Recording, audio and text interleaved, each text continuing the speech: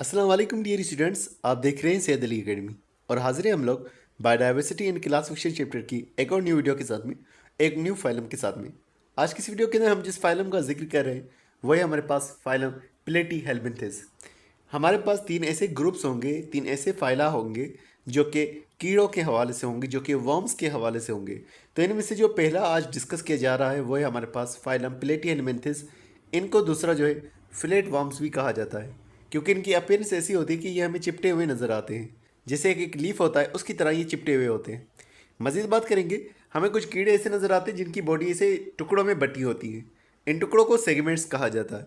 Flat worms के अंदर इस तरह से सेगमेंट्स नहीं पाए जाते, तो इनकी बॉडी अनसेगमेंटेड होती है, सॉफ्ट होती है और कंप्रेस हुई पड़ी होती है, यानी कि उसकी ऊपर वाली साइड और नीचे वाली साइड दोनों आपस में चिपटी हुई होती है। इसे डोर्सोवेंट्रली कंप्रेस्ड कहा जाएगा। उसके अलावा बात करेंगे तो इनमें से ज़्यादातर जो है वो फ्री लिविंग होते हैं, मतलब कि हर कोई अपने हिसाब से ज़िंदगी गुजार सकता है, वो किसी को नुकसान नहीं पहुंचाएंगे।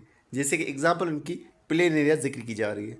और कुछ ऐसे हैं जो कि एंडोपेरासाइट हैं, कुछ ऐसे हैं जो हमारी बॉडी के अंदर जा करके हमारे मुख्तलिफ पार्ट्स को असर करते हैं, हमारे पार्ट्स को या दूसरे एनिमल्स के पार्ट्स को। मिसाल के तौर पर बात करें लिवर फ्लूक के हवाले से, ये हमारे लिवर को या दूसरे जानवरों के लिवर को असर करता है। टेप वॉर्म की बात करें तो ये हमारे जो है इंटेस्टाइन को नुकसान पहुंचाता है। अगर ब्लड फ्लूक की हवाले से बात की जाएगी तो ये जो है हमारे ब्लड वेसल्स को नुकसान पहुंचाता है। उसके अलावा ये हमारी यूरिनरी ब्लैडर, इंटेस्टाइन, यहाँ पर लिवर को भी नुकसान पहुंचा सकता है। उसके अलावा अगर हम बात करें, इससे पहले हमने जो ग्रुप डिस्कस किया था नाइजेरिया, वो दो लेयर्स वाले बने हुए थे। उनके अंदर एक एक्टोडर्म और दूसरी एंडोडर्म पाई जा रही थी। जबकि प्लेटिहेल्मिन्थेस और इसके बाद के जितने भी ग्रुप्स होंगे वो सारे के सारे ट्रिप्लोब्लास्टिक होंगे। सारों के अंदर तीन लेयर्स मौजूद होंगी, एक्टोडर्म, मीजोडर्म और एंडोडर्म। फिर बाकी के बॉडी के हिस्से जो है वो इन तीन लेयर्स में से बने होंगे। यही बात इनमें भी लिखी हुई है कि इनके अंदर बाकी के जो टिश्यूज़ होंगे वो इन तीन लेयर्स में से बने होंगे। उसके अलावा इसके अंदर कोई बॉडी कैविटी अंदर की तरफ मौजूद नहीं होती, इसीलिए इनको असीलोमेट कहा जाता है। ऐसे जानदार जिनके अंदर सीलोम यानी कि बॉडी कैविटी मौजूद नहीं होती। मजीद इनके हवाले से लिखा हुआ है कि इनकी बॉडी के अंदर एक टिश्यू मौजूद होता है जो कि लूज कनेक्टिव टिश्यू होता है, उसे पेरेन्काइमा कहा जाता है। याद रखिएगा, पेरेन्काइमा प्लांट के लिए भी इस्तेमाल में आने वाला एक टर्म होता है, प्लांट की टिश्यूज़ को भी कहा जा रहा है, लेकिन ये वाले टिश्यूज़ जो हैं वो प्लांट के टिश्यू से मुख्तलिफ होते हैं। तो पेरेन्काइमा जो है ये इसकी बॉडी को स्ट्रक्चर और सपोर्ट देने का काम कर रहा होता है। ये बॉडी से शुरू हो रहा होता है, यानी कि बाहर वाली लेयर से शुरू हो रहा होता है और अंदर वाली लेयर तक मौजूद होता है, और जितने भी ऑर्गन्स वगैरह होते हैं उन्हें सपोर्ट करने का काम कर रहा होता है। यहाँ पर इनकी बॉडी को आप देख सकते हैं, एक बाहर वाली लेयर मौजूद है जो कि एक्टोडर्म है, और बीच वाला हिस्सा जो होगा वो मीजोड्रम कहलवाएगा। इस मीजोड्रम में लूज कनेक्टिव टिश्यू मौजूद है जिसे पेरेन्काइमा कहा जा रहा है। तो ये सारा पेरेन्काइमा है जो कि कुछ सेल्स और मैट्रिक्स का बना हुआ होगा, और इसके अंदर कुछ ऑर्गन्स भी हमें नज़र आ रहे हैं। तो जैसे कि हमने कहा कि पेरेन्काइमा बॉडी से शुरू हो रहा होता है, बाहर की लेयर से, और ऑर्गन्स को सपोर्ट देने का काम कर रहा होता है। तो एक लूज कनेक्ट टिश्यू इनकी बॉडी के अंदर मौजूद है और कोई स्पेस हमें देखने को नहीं मिलती, तो हम कहेंगे यहाँ पर सीलोम नहीं है, ये असीलोमेट होते हैं। वरना फिर मिजोड्रम के अंदर ही हमें एक कैविटी नज़र आ रही होती है जिस सीलोम कहा जाता है, जो कि इनके अंदर मौजूद नहीं है। मज़े लिखा हुआ है कि इनके अंदर हमें बायोलेटरल सिमेट्री नज़र आती है, मतलब कि इनकी जो लेफ्ट साइड है और राइट साइड है वो बिल्कुल एक दूसरे की सिमेट्री के अंदर हमें नज़र आ रही होती है, और उनका आगे वाला हिस्सा और पीछे वाला हिस्सा वो भी बिल्कुल एक दूसरे के सिमेट्री में हमें नज़र आ रहे होते हैं। यहाँ पर आपको नज़र आ रहा है, ये मिसाल के तौर पर अगर इसको हम बीच से कट करेंगे तो लेफ़्ट साइड और राइट साइड दोनों बराबर होंगी। इसको भी इसी तरह से बीच से कट करेंगे तो लेफ़्ट साइड और राइट साइड दोनों ही हमें बराबर देखने को मिलेगी। इसलिए हम कह रहे हैं कि ये वाले जानदार जो है बायोलेटरल सिमेट्री वाले होते हैं। इनके अंदर अगर हम बीच से कट करेंगे तो दो इक्वल हिस्से इनके, दो इक्वल हाफ इनके बन जाएंगे। मज़ीद अगर हम बात करेंगे कि इनकी बॉडी के अंदर कौन कौन से सिस्टम पाए जाते हैं, तो रेस्पिरेटरी सिस्टम और सर्कुलेटरी सिस्टम इनके अंदर मौजूद नहीं होता। उसके अलावा अगर हम बात करें कौन से इनके अंदर पाए जाते हैं, तो इनके अंदर excretory system, digestive system, nervous system और रिप्रोडक्टिव सिस्टम ये इनके अंदर पाए जाते हैं। अगर एक्सक्रीटरी सिस्टम की बात करें तो इसके अंदर कुछ ट्यूब्स मौजूद होती हैं और वो इनकी बॉडी के अंदर फैली हुई होती हैं। उन ट्यूब्स को प्रोटोनेफ्रिडिया कहा जाता है।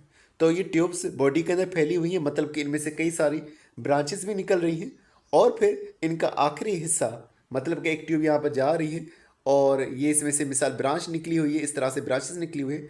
इसके आखिरी हिस्से पर कुछ सेल्स मौजूद होते हैं जिन्हें फ्लेम सेल्स कहा जा रहा होता है।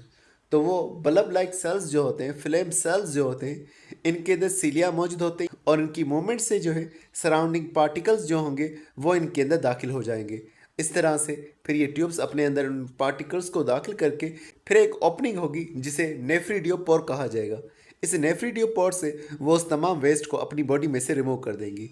तो फ्लेम सेल्स का काम है कि उस वेस्ट को कलेक्ट करना अपनी मुसलसल मूवमेंट करते हुए, और फिर प्रोटोनेफ्रिडिया का काम है उन्हें जमा करके और फिर नेफ्रिडियोपोर से एक्सक्रीट कर देना।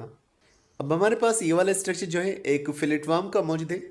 आपको यहाँ पर इस तरफ भी नज़र आ रहे हैं कुछ स्ट्रक्चर्स, और ये वाले स्ट्रक्चर्स भी आपको कुछ नज़र आ रहे हैं। ये हमारे पास एक्सक्रीटरी कैनाल्स हैं जिन्हें हम प्रोटोनेफ्रिडिया कह रहे हैं। इनके अंदर सेल्स मौजूद हैं जिन्हें हम लोग फ्लेम सेल्स कह रहे होते हैं। इसके अंदर जो है यहाँ पर वो मौजूद होती है मुख्तलिफ तरह की जो कि मूवमेंट करती हैं, और इसकी साइज़ जो है वो कम ज़्यादा हो रही होती है। ये इस तरह से हो रहा होता है जिस तरह से एक आग का शोला जो है वो कम ज़्यादा हो रहा है, इसलिए इनका नाम फ्लेम सेल्स रखा हुआ है। अब मज़ीद ये होगा कि फिर ये कलेक्ट करके ओपनिंग होगी जिसे हम लोग नेफ्रिडियोपोर कह रहे होंगे। इसके ज़रिए से ये अपनी बॉडी में से बाहर रिलीज़ कर देंगे। तो अगर हम बात करेंगे इनके नर्वस सिस्टम के हवाले से, जैसे कि हमने कहा कि इनके अंदर न्यूरॉन्स मौजूद होते हैं। कुछ न्यूरॉन ऐसे होंगे जो कि हेड रीजन में मौजूद हैं। इन्हें सेरिब्रल गेंगलिया कहा जा रहा है। गेंगलिया ग्रुप ऑफ न्यूरॉन्स को कहा जा रहा है। तो सेरिब्रल गेंगलिया ऐसे न्यूरॉन जो कि ग्रुप की सूरत के अंदर हेड रीजन में मौजूद है, ये इनके ब्रेन के तौर पर काम करे क्योंकि इनके अंदर ब्रेन पाया नहीं जा रहा। तो इस तरह से न्यूरॉन्स ही साथ में जुड़ करके एक ब्रेन के जैसा स्ट्रक्चर बना रहे हैं जो कि आगे के हिस्सों को कनेक्ट भी किए हुए होगा और इंस्ट्रक्शंस देने का काम भी कर रहा होगा। बाकी के बॉडी पार्ट से ये सेरिब्रल गेंगलिया कैसे जुड़े, इस तरह से होगा कि मिसाल के तौर पर ये हेड रीजन मौजूद है, यहाँ पर ये सेरिब्रल गेंगलिया मौजूद है। अब इसमें से फाइबर्स जो हैं वो अटैच हुई पड़ी होंगी। ये फाइबर्स जो कि बॉडी में फैली हुई हैं, इन्हें लॉन्गिट्यूडनल नर्व कॉर्ड कहा जा रहा है। ये जो फाइलम है ये फिर आपस में भी जुड़ी होंगी और इसे जो है ट्रांसवर्स ब्रांचेस कहा जाएगा, जो कि दोनों लॉन्गिट्यूडनल फाइबर्स को इसे आपस में जोड़ने का काम कर रही होंगी। इस तरह से ये पूरी बॉडी में फैली हुई होंगी। अब बॉडी में कोई भी मूवमेंट, कोई भी चीज़ अगर डिटेक्ट हो रही होती है तो वो ब्रेन तक पहुंच जाएगी, यानी कि सेरिब्रल गेंगलिया तक पहुंच जाएगी। अगर यहाँ पर देखेंगे तो यहाँ पर आपको न्यूरॉन्स नज़र आ रहे हैं, सेंट्रल गेंगलिया। फिर आपको दूसरा भी यहाँ पर नज़र आएगा आईपॉड। आगे हम डिस्कस करेंगे इसके हवाले से। आईपॉड जो है ये फोटो रिसेप्टर सेल होते हैं, ये लाइट को डिटेक्ट करने का काम करते हैं। फिर जिस तरफ लाइट होगी फिर ये उस तरफ जा रहे होंगे और जो अंधेरा होगा उससे वो दूर जा रहे होंगे। तो आई स्पॉट इनके सेल से जो लाइट को डिटेक्ट करने का काम करेंगे।